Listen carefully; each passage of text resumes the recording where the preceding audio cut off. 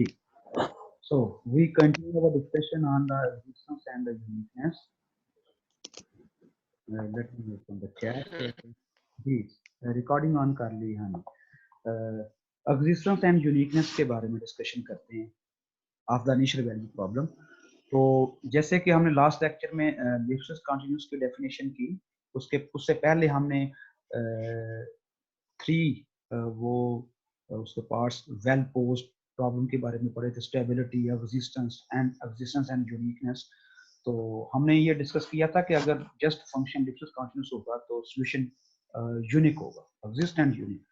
So we have the lemma about the existence and uniqueness of the initial value problem, and let g is equal to tx such that t minus t0 is less or equal to a, and absolute value of x minus x0 is less or equal to b.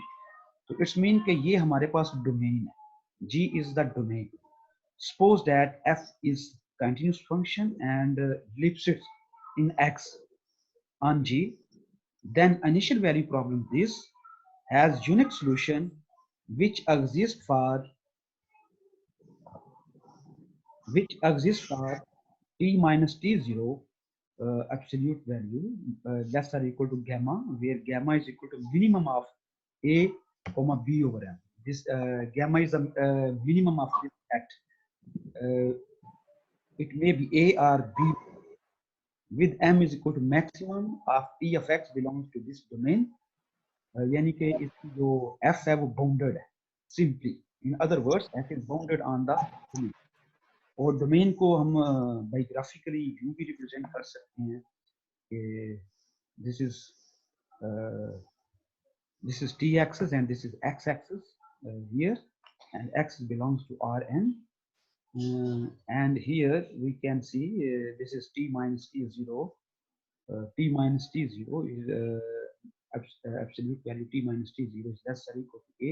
It means that t is equal to a plus t0 and minus a plus t0.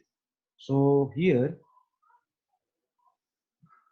it is t0 and t0 plus a, t0 minus a, and absolute value of x0, x minus x0 is less or equal to b. So here x minus x0 minus b and x0 plus b.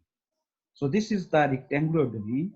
This is the rectangular domain, and t0 here, and then x0. So it means that t0 x0 is here. तो solution ये है कि इसी point से पास करना चाहिए ना initial conditions. तो ये जो उसी डोमेन में रहे, तो इट्स मीन कि ये जो पॉइंट है वो सॉल्यूशन यहाँ से स्टार्ट होता है, वो it may be here in the domain t0 x0 से पास करता है। तो अब हमें ये शो करना है कि इसका जो सॉल्यूशन है वो एग्जिस्ट करता है, एग्जिस्टेंस एंड यूनिकनेस हमने प्रूव करना है। So first of all see the proof. We first proof the uniqueness. सबसे पहले यूनिकनेस को प्रूव करेंगे। यूनिकनेस को प्रूव करने के लिए सबसे पहले ये देखेंगे, हम सपोज कर लेते हैं कि दो सॉल्यूशन। अगर हमने यूनिकनेस प्रूव करनी, हमने प्रूव ये करना है कि solution is unique only. So if we assume two solutions which are different, तो end पे हम वो दोनों solution same है, then the result is true. जी ताहिर महमूद प्लीज।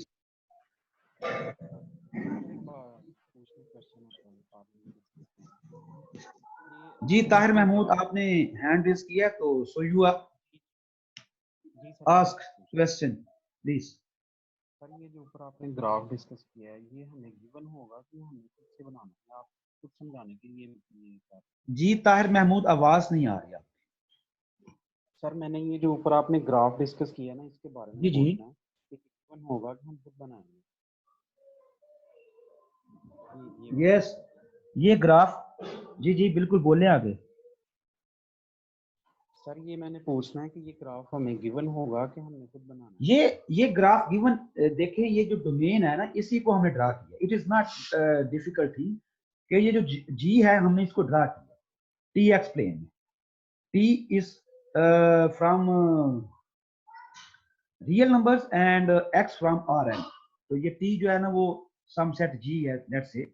तो हमने टी और टी एक्स प्लेन ड्रा करके, तो ये हम इजीली ड्रा कर सकते हैं। अगर ना भी गिवन हो तो आप easily you can draw by this set. अगर ये सेट गिवन है तो आप ग्राफ ड्रा कर सकते हैं इजीली। अगर ना भी ड्रा करें, ये मैंने आपकी आसानी के लिए ड्रा किया और आपको ये डोमेन ड्रा करके दिखाई। Otherwise if you don't draw, no problem, ये कोई जरूरी नहीं है। ये मैंने वैसे आपको विजुलाइज करवाने के लिए, डोमेन को विजुलाइज करवाने के लिए ग्राफ जो डोमेन है ना, ग्राफ जो है वो ड्रा किया है to visualise the set ji.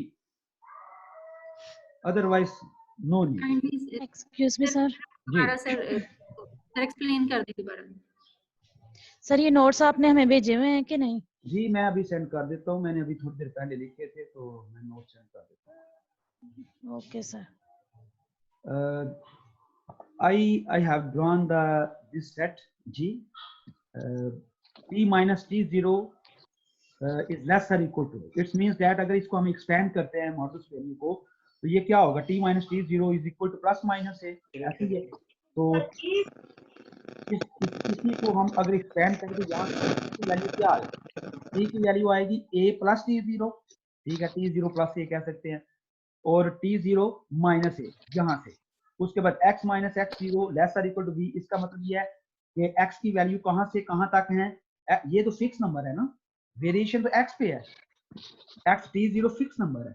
So x की वैल्यू कौन सी है? यहाँ से इस यहाँ से हमें x की वैल्यूज मिलेंगी, x की initial value and final value, और यहाँ से हमें t की इनिशियल और फाइनल वैल्यू मिलेगी। ये जो हम थ्योरम्स पढ़े हैं सर, इसमें डिपेंडेंट और इंडिपेंडेंट वेरिएबल सर हम t और x ले रहे हैं, तो सर ये x और y भी ले सकते हैं सर, क्योंकि हम शुरू से y को डिपेंडेंट और x को वो जिसके लिहाज से डेरिवेटिव गिवन होगा, हम वो फंक्शन जो है वो y फॉर एग्जांपल ले लेते हैं या x ले लेते हैं, इट डजंट मैटर। लेकिन मैं यहाँ पर थ्योरम को समझना सर ज्यादा आसान होगा सर इसमें। लेकिन ये इसलिए बच्चे बात सुने, ये इसलिए मैंने इसको ड्रा किया कि अगर मैं x जो है वो Rn में ले रहा हूँ, तो t जस्ट टाइम है, यानी कि t जस्ट r सेट से ले रहे हैं या g सेट से ले रहे हैं, तो जो x है वो Rn से ले रहे हैं। वो फिर कंफ्यूजन होती है बाज़ औक़ात के y कहाँ से है और x, यानी कि वो ये दोनों टोटली तौर पर डिफरेंट वेरिएबल इसलिए लिए है कि x जो है वो Rn वेक्टर है, Rn का वेक्टर है, और t जो है वो सिंपल r का।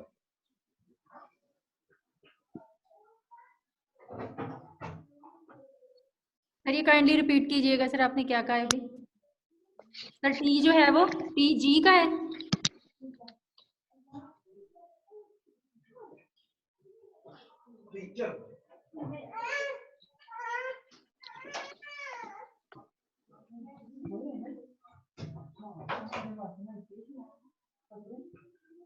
Okay, t, here is t, and okay, let me again. What is t minus t0? Absolute value is less or equal to a. So first of all, I can write here t minus t0 less or equal to a and greater or equal to minus a. I can write by definition of this absolute value. So here t0 go on the right side, t0 go on the right side, so t0 minus a and t0 plus a. Same. Similarly, I can expand this one, x is less or equal to b plus x0 and x0 minus b. Yes, just I know the definition of the what is this? X mod is less or equal to 1. What is this? So it means that all the values of the x between 1 and minus 1. So if I expand this one, I can write here like this one, x is less or equal to 1 and greater or equal to minus 1. इसका यही solution होगा ना, x mod less or equal to 1 का मतलब ये है कि x की वो सारी वैल्यू जो -1 और 1 के दरमियान है। So मैंने उसी डेफिनेशन के अकॉर्डिंग इसी को एक्सपेंड किया और इसको एक्सपेंड किया, तो हमने x की वैल्यूज हमें मिल गई और t की वैल्यूज मिल गई, तो हमें डोमेन जो है ना उसको ड्रा कर सिंपल। सर डोमेन हमारी जो है वो CGRN है सर। C जो है यहाँ पे रिप्रेजेंट कर रहा है कलेक्शन को, कंटिन्यूअस फंक्शन को। कंटिन्यूस फंक्शन को। Yes, f belong to C, G, Rn. It means that f is a continuous function from G to Rn. Continuous, F is continuous function from G to Rn. ठीक है sir, thank you. Okay. Now next, let me go down. So first of all, what we are going to prove? First of all, we are going to prove the uniqueness of the solutions, and we assume that there are two solutions. Okay. Assume initial value problem has two solutions, that is x1 of t and x2 of t. By the basic lemma, we know that कि अगर हम initial value problem का solution prove करने जा रहे हैं, तो अगर हम ये शो कर दें कि वो उसकी इक्विवेलेंट जो हमें इंटीग्रल इक्वेशन मिलती है, अगर उसका सॉल्यूशन, तो इट मीन कि वो इनिशियल वैल्यू प्रॉब्लम का भी सॉल्यूशन, ठीक है। अगर ये मैंने आपको बेसिक लेमा लास्ट लेक्चर में करवाया था, let me open this one, ये हमने एंड पे किया था, आई थिंक हियर और not, may be here, this is basic lemma. This is lemma 1. Assume f is continuous function, then the x of t is the solution of the initial value problem if and only if x of t is the solution of the integral equation. इस lemma को हमने use किया। इसका मतलब ये अगर हम initial value problem के ऊपर काम कर रहे हैं, तो इट्स मीन दैट अगर हम वो सॉल्यूशन प्रूव कर दें कि वो इंटीग्रल इक्वेशन का भी सॉल्यूशन है, then it is true for also true for initial value problem. तो हम उसी को अप्लाई करते हैं। We first prove the uniqueness. Assume initial value problem has two solution x1 and x2t. By basic lemma, ये दोनों solution जो है वो integral equations को भी satisfy करेंगे। So x I of t is equal to x0 plus t0 to t f of s x I of s ds I from 1 to 2. And I can subtract these two solutions. Index आई जो use कर रहे हो 1 और 2 के लिए, because x1 और x2 के लिए है, तो अगर हम दोनों सॉल्यूशंस को इन दोनों इक्वेशंस को हम सब्ट्रैक्ट करते हैं, x1 के लिए भी ट्रू है और x2 के लिए भी, तो x1 minus x2 of t is equal to x0 t0 to t f of s x1 minus x0 minus t0 to t f of s x2 of s for t is greater or equal to t0. तो जब हम इसको expand करते हैं तो ये x0 cancel हो जाएंगे। अगेन हमने ये मॉडुलस वैल्यू इसके ऊपर जब अप्लाई की है, तो ये इंटीग्रल के अंदर जाएगा, तो ये लेसर इक्वल टू होता है। It is a property. So I can write it this one here like this. अब हम लिप्सिस कंटिन्यूटी यूज करते हैं, because it is given that f is Lipschitz continuous. It is given if f is Lipschitz continuous, then I can write f of s x1 minus f of s x2 d of s. What is the Lipschitz continuous function? Let me go back.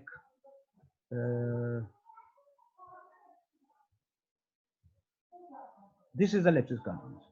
So ft of x1 minus ft of x2, absolute value less or equal to k times x1 minus x2.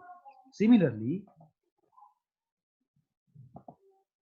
here, if we apply the Lipschitz continuity, then this thing is less or equal to, again less or equal to t0 to t k times x1 of s minus x2 of s, and where k is the Lipschitz constant.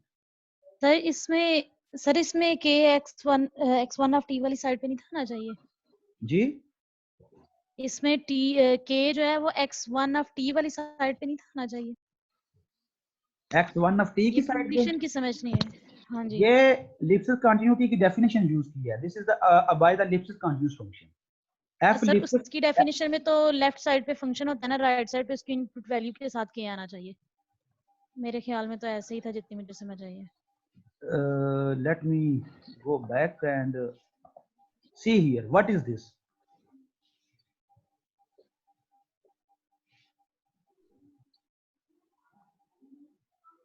Can you please see this one? Sir मुझे तो अभी वही page नजर आ रहा है जिसका आज lecture हो रहा है।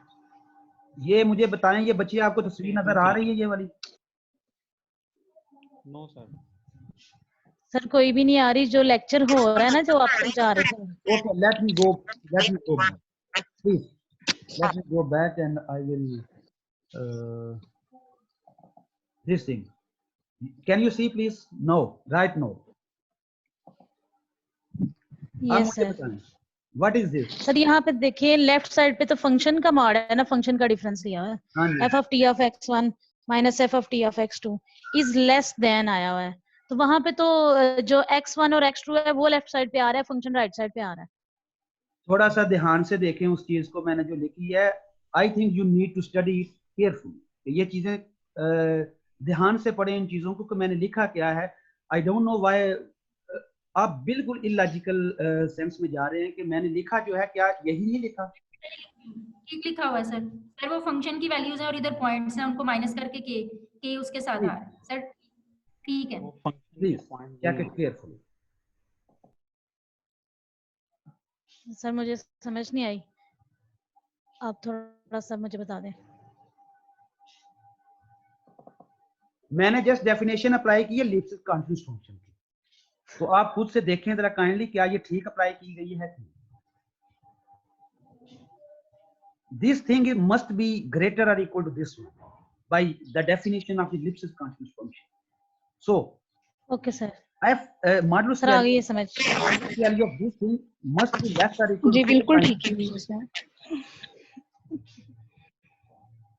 So here go down if we apply the Lipschitz continuous where k is the Lipschitz constant, and let if we let this thing x1 of t what we have proved? We have proved that x1 of t minus x2 of t absolute value less or equal to integral from t0 to t k times k x1 of s minus k x2 of s ds.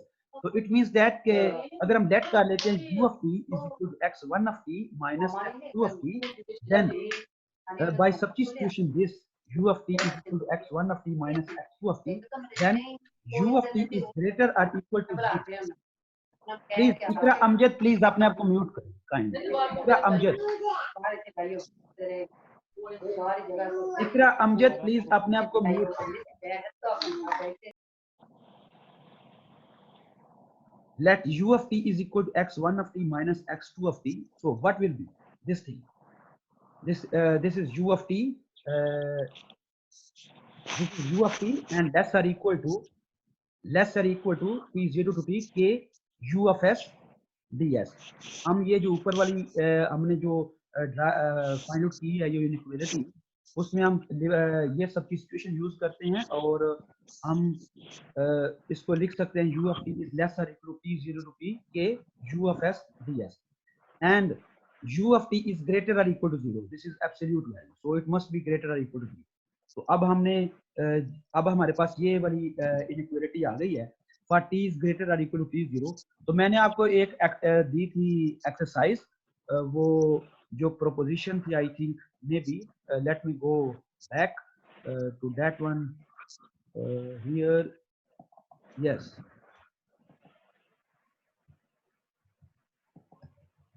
this one. Assume h is continuous function positive. So for some t0 u of t is greater or equal to 0 is continuous solution of this integral inequality, then u of t is identical 0. अब हम ये वाली apply कर रहे हैं, we are just going to apply this one.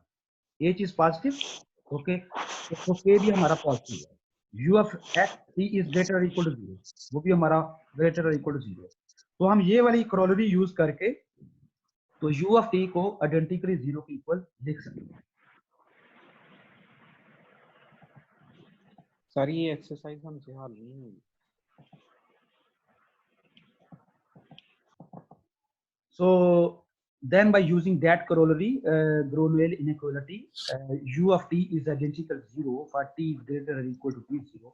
So we have proved that the solutions, both solutions जो हमने assume किए थे कि वो दोनों different हैं, वो दोनों same निकल आए। अगर u of t identical 0 है तो इसका मतलब ये है कि x1 of t minus x2 of t absolute value 0 है, तो it means x1 of t is equal to x2 of t. ये दोनों same आ गए, तो it means the solution is unique. Sir ये हमारा लास्ट से जरा रिपीट कर दें सर, ये यहाँ से समझ नहीं आई सर। ये जो आपने सपोज किया है u of t is equal to x1 t minus x2 t, sir उसके बाद क्या किया? ये हमने गिवन ऊपर जो इनइक्वालिटी फाइंड आउट की है ना ऊपर, उसके अंदर वैल्यूज पुट की है।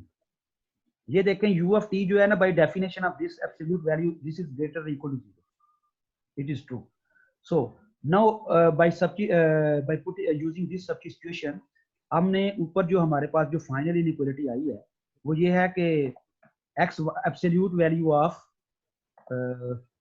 this one, absolute value of x1 of t minus x2 of t is less or equal to t0 to t k times, यानी कि ये हमारे पास इनइक्वालिटी आई है, this thing is less or equal to final less or equal to t0 to t k times x1 of s minus x2 of s। हमने substitution कर ली कि इसको हमने पुट कर लिया u of t के इक्वल, तो जब ये तो u of t लेस और इक्वल टू k आ जाएगा कि ये t था तो यहाँ पर u of s आ जाएगा, this thing must be u of s, तो k times u of s ds, ये वाली हमने सब्स्टिट्यूशन यूज की है और आगे हम ग्रोनेल इनइक्वालिटी यूज करेंगे। u of t is less or equal to t0 to k times u of s ds, so by using the Gronell inequality, that is the that was the corollary of in the last lecture about the third mile, यानी कि जो बल्कि last lecture में हमने की थी, वो उस लेक्चर में जो पहला लेक्चर उसमें सारे ये चीजें मुकम्मल नहीं थी, तो लास्ट लेक्चर में हमने ये करोलरी पढ़ी थी कि ग्रोनेल इनइक्वालिटी की u of t is less or equal to t0 to t k times u of s ds, तो इट मींस दैट अगर हम वो करोलरी यूज करते हैं तो u of t must be identical equal to 0 and for t is greater or equal to t0। now we prove the existence, हमने ये prove कर लिया है कि ये यूनिक है। Is it clear? Uniqueness clear हो गई है कि सॉल्यूशन जो दोनों हमने डिफरेंट अज्यूम किए थे वो दोनों सेम निकल, जब yes, हम sir. इसको 0 के इक्वल पुट करेंगे तो x1 of t is equal to x2 of t है, so solution is unique exist. अब हमने प्रूव करनी है existence. Now we prove the existence, हम define first of all define a sequence of the function by this relation। हमने ये एक x m of t m from 0 to infinity, हमने एक sequence of function define की है, ठीक है। x0 of t is equal to x0 of t is equal to x0 and xm plus 1 of t is equal to x0 plus t0 to t f of s xm of s ds 1, ये हमने assume कर लिया। ये वाली हमने जो xm को define किया वो इस वे से किया। अब first of all let me tell you there are different ways to prove the existence of solutions and uniqueness. हम ये जो लिप्सिस कंटीन्यूअस फंक्शन को यूज करके हम जो एग्जिस्टेंस एंड यूनिकनेस प्रूव कर रहे हैं, ये डिफरेंट वे से प्रूव हो सकता है। ये फिक्स पॉइंट यानी कि स्ट्रेटजी यूज करके भी प्रूव हो सकता था। उसके बाद सुक्सेसिव अप्रॉक्सीमेशन यूज करके भी हम इसको प्रूव कर सकते हैं इस थ्योरम को। बट जो हम यूज कर रहे हैं वो सक्सेसिव अप्रॉक्सीमेशन है, जिसको हम आइटरेटिव मेथड भी कह सकते हैं। This is iterative method and let me tell you what is the iterative method. First of all ये आइटरेटिव मेथड क्या है, लेट मी गो बैक।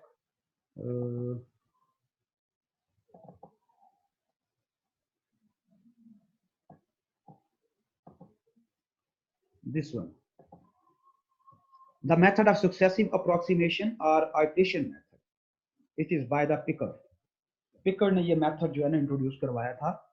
तो इस मेथड में क्या है कि सबसे पहले हम ये अज्यूम करते हैं कि जो फाई ऑफ 0 ऑफ t, यहाँ पे जो x0 की वैल्यू है वो 0 है, तो इसलिए इन्होंने 0 लिखा हुआ है, अदरवाइज यहाँ पे x0 लिखा जाता है। यानी कि जो phi of 0 t is equal to x0, तो उसके बाद phi 1 of t is equal to x0 plus ये एक्चुअली यहाँ पे जो इनिशियल कंडीशन अप्लाई की गई है बाय डेफिनेशन, जो इधर उन्होंने यूज किया वो ये यूज किया है कि x of 0 is equal to 0, तो t0 भी 0 है और x0 भी 0।